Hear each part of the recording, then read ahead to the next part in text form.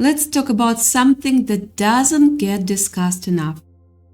If you are a popular loner, you trigger a specific type of person. Not because you are rude, not because you are aggressive, not because you did anything wrong. Simply because you exist in a way that doesn't revolve around them. And that alone is enough. Let's be clear about what a popular loner actually is. Because most people get this wrong. A popular loner is not socially awkward. It's not someone who can't make friends. It's not someone bitter, isolated, or antisocial. A popular loner is someone who is known, respected, even admired, but chooses solitude. You can walk into a room and be recognized. You can hold a conversation. You can be charming, funny, intelligent. You can light up a space, but you don't stay. You don't cling. You don't overextend. You don't perform. You don't need the room to like you in order to like yourself. And that right there disrupts people. Now let's define who gets triggered. I call them the main characters. Not in complimentary way.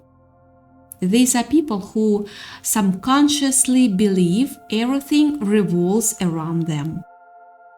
They need to be seen. They need to be validated. They need to feel chosen. They need to feel like the emotional anchor of the room, of every room they enter. Their internal script reads, I am the star. Everyone else is supporting cast. And for a while, this works. Because most people play alone. Most people perform. Most people audition for roles in someone else's story without even realizing it. But then you show up. Self-contained, self-assured, self-sufficient. And you don't audition. You don't try to impress them. You don't try to win them over. You don't decode them. You don't compete. You simply exist. And to someone who measures their worth by the attention they receive, your existence feels like a glitch in their system. Here is the psychological mechanism. When you are a popular loner, your energy is not easily accessible. People can feel you, they are curious about you, they might even admire you, but they can't fully read you. They can't fully own you. They can't fully place you in a box. And that lack of access to someone used to being the center feels like rejection. So their brain creates a story to protect itself. They interpret your boundaries as superiority. They interpret your silence as judgment. They interpret your discernment as arrogance. When in reality, you are just selective. You don't open every door. You don't give everyone front row access to your thoughts. You don't spill your life story to feel connected.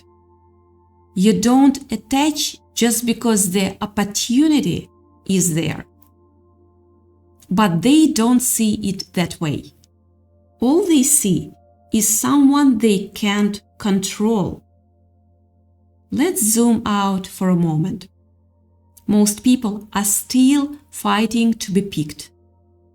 Picked as a friend, picked as the partner, picked as the favorite, picked as the most important. They shape their personalities around being accepted. They perform, they overextend. They abandon themselves just to secure a role in someone else's story. But when you've already chosen yourself, you don't compete for attention. You don't fight for position. You don't beg to be seen. You don't need to be written into someone else's storyline because you are fully occupied writing your own. And that disrupts people who need an audience. Because without an audience, their story collapses. Here's something the main characters can't stand. You cannot be manipulated through approval. You don't need the pat on the back. You don't need the constant reassurance. You don't need someone to tell you that you are doing great in order to believe it. You validate yourself. And when someone can't control your self-worth, they feel powerless. Most so-called main characters thrive on emotional reaction. They want you to laugh at their jokes, respond to their moods, match their intensity, validate their narratives.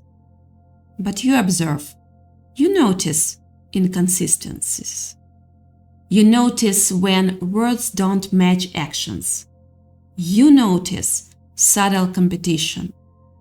You notice when someone is being nice with an agenda. And you don't react. That calm detachment is threatening, because if they can't trigger you, they can't dominate the emotional atmosphere. You being self-contained forces people to confront themselves. And most people would rather project onto you than look inward. Let's talk about something rarely discussed. As a popular loner, you are sensitive to energy. You pick up on things that aren't being said.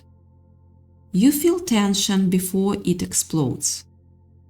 You sense jealousy before it surfaces. You recognize insecurity disguised as confidence. So you limit your exposure. Not because you hate people, not because you think you are better, but because you protect your energy like it's sacred.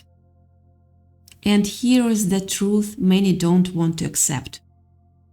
When your energy is not easily accessed, it automatically gains value.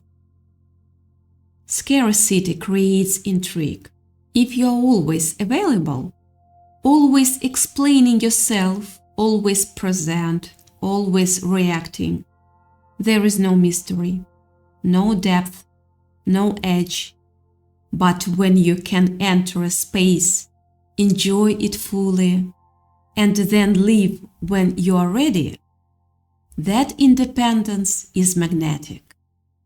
You can go out alone, you can travel alone, you can sit in silence and feel fulfilled. You can meet people, laugh, connect, and then detach without guilt. That kind of emotional independence triggers people who depend on constant internal stimulation because they don't know how to sit with themselves. You do. And that's the difference. you will notice something interesting. The more unbothered you are, the more stories people create about you. They will call you stuck up. They will call you cold. They will say you think you are better. They will say you are antisocial. They will say you have a hidden agenda. Why? Because they need a narrative that makes them comfortable. It's easier to label you arrogant than to admit they are insecure. It's easier to call you distant than to admit they crave your attention. It's easier to say you are boring than to admit they are intimidated. You being comfortable with not being liked? That's not the ultimate trigger. Most people shape their personalities around being accepted. They'd rather bend than risk rejection. You don't. You understand that not everyone deserves access to you. You understand that your energy is potent but limited. And you refuse to drain yourself trying to be everything for everyone. Let's be honest, many popular loners were not always this way. You may have once been the overgiver, the empath who tried to save everyone, the one who believed your light could heal people, the one who absorbed other people's problems. But you learned something. You learned that not everyone wants to be uplifted. You learned that some people benefit from chaos. You learned that you cannot outlove someone's self-destruction. And once you understood that, you stopped overextending. You still have a big heart. You still care. You still empathize. But now you have boundaries. And boundaries are offensive to people who benefited from your lack of them. That's another reason you trigger main characters. They remember when you were more accessible. They remember when you were easier to influence. They remember when you were more available. Now you are selective. Now you are calm. Now you are grounded. Now you are unmoved. And they feel the shift. Here is what often happens. Someone will test you. They see your calmness and mistake it from weakness. They see your reserve and mistake it for fear. They think because you are quiet, you are an easier target. They quickly learn otherwise. You may be calm, you may be reserved, but you are not weak. And nothing frustrates a main character more than realizing they cannot intimidate you. Because a bully needs a reaction. An insecure ego needs validation. A manipulator needs access. You give them none. So they escalate. They gossip. They create false narratives. They attempt to paint you as the villain. But here is the irony. The more they talk about you, the more relevant you become in their story, while they remain background characters in yours. Let me leave you with this. You are not responsible for managing other people's insecurities. You are not obligated to dim your independence. You are not required to over-explain your boundaries. You are not here to audition for roles in someone else's fantasy. You are here to live your life fully, consciously, and selectively. Yes, that will trigger the main characters. Yes, they will project onto you. Yes, they will create stories to make themselves comfortable. But that's not your burden. You can be kind without being accessible. You can be warm without being available. You can care without caring. The moment you choose yourself, you stopped fighting to be picked. And when you stopped fighting to be picked, you become unforgettable. Not because you demand attention, not because you perform confidence, not because you try to be mysterious, but because you don't need anything from anyone. And in a world where most people are desperately seeking validation, that self-containment is the rarest thing of all.